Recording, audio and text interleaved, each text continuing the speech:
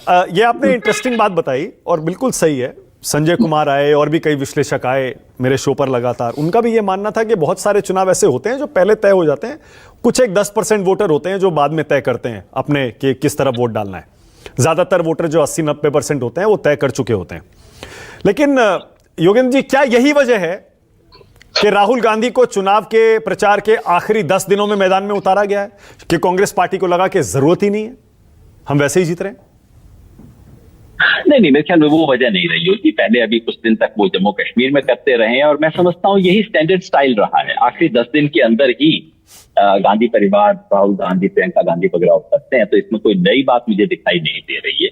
जिन मुद्दों को राहुल गांधी ने चुना वो मुद्दे हैं जिनकी हरियाणा में गहरी गूंज। किसान का सवाल जो मैंने आपको बताया, न सिर्फ इसलिए कि किसान आंदोलन में हरियाणा रहा है, बल्कि इस वक्त में किसान की यही समस्याएं चल रही हैं। तो जो उन्होंने कहा है वो किसान की दुखती रख के ऊपर हाथ रखता है और कहीं ना कहीं उसकी चुनाव के अंदर हमें सुनाई देने का।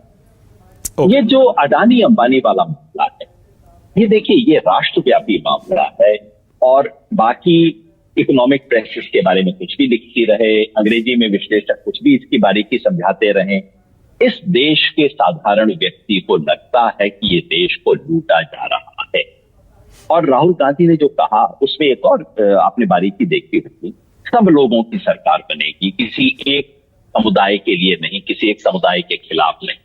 वो हरियाणा में उसका बहुत महत्व है, क्योंकि हरियाणा में भारतीय जनता पार्टी ने जो राजनीति की है उसको हरियाणा में नाम दिया गया 35-1 की राजनीति। मतलब हरियाणा के जो 36 बिरादरी मानी जाती है उनमें से एक बिरादरी को, यानी कि जाट समुदाय को एक तरफ कर दो और बाकी 35 को गोलबंद करो उनके विरुद्ध। बिल्कुल खुल के भारतीय जनता पार्टी ने रणनीति अपनाई और राहुल गांधी की बात में इशारा था कि हरियाणा की जनता उसको स्वीकार नहीं करे।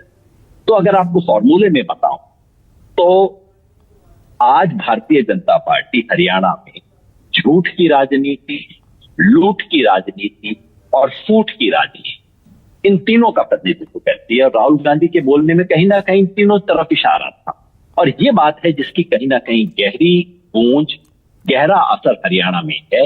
मैं ये नहीं कह रहा हूं कि राहुल गांधी के भाषण से कोई चुनाव पलट ले लेगा, इस चुनाव को पलटने की जरूरत है नहीं। चुनाव अगर बहुत ही कोई अनहोनी या बहुत ही कोई अभूतपूर्व घटना ना हो गई तो ये चुनाव ऑलरेडी सेट है जो होगा।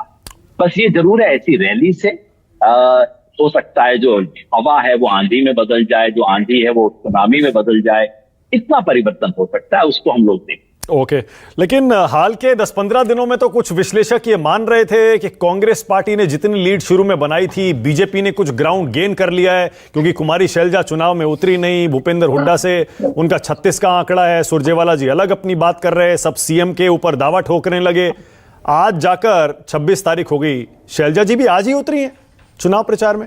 तो ये चुनाव कभी कांग्रेस के हाथ से निकला था 10 दिन में, 15 दिन में, 20 दिन में, या वो भी सिर्फ हवा हवाई था? योगेंद्र जी कह नहीं सकते मान्यता, पर मुझे लगता है कि हम लोग क्योंकि टीवी में बैठते हैं, समय होता है, राष्ट्र की बात सुनने के लिए पूरा राष्ट्र इंतजार करता है, तो हमें कुछ ना कुछ रोज अप डाउन करना ही पड़ता है, नहीं तो कौन देखेगा हमारी रेस को। मैं नहीं कह रहा कि आप टीआरपी के लिए कर रहे हैं, लेकिन ये थोड़ा बहुत अप डाउन हमारे दिमाग में चलता रहता है। जमीन पे ऐसा बहुत कुछ होता नहीं।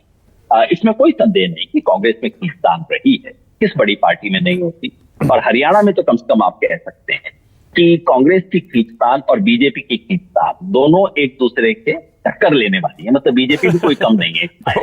जितने रेबल बीजेपी के खड़े हुए हैं, शायद 15 रेबल बीजेपी के खड़े हुए हैं, 20 रेबल कांग्रेस के खड़े हुए, तो दोनों तरफ से खींचतान जरूर रही होगी। आज की रैली से एक पॉजिटिविटी का संदेश जाएगा।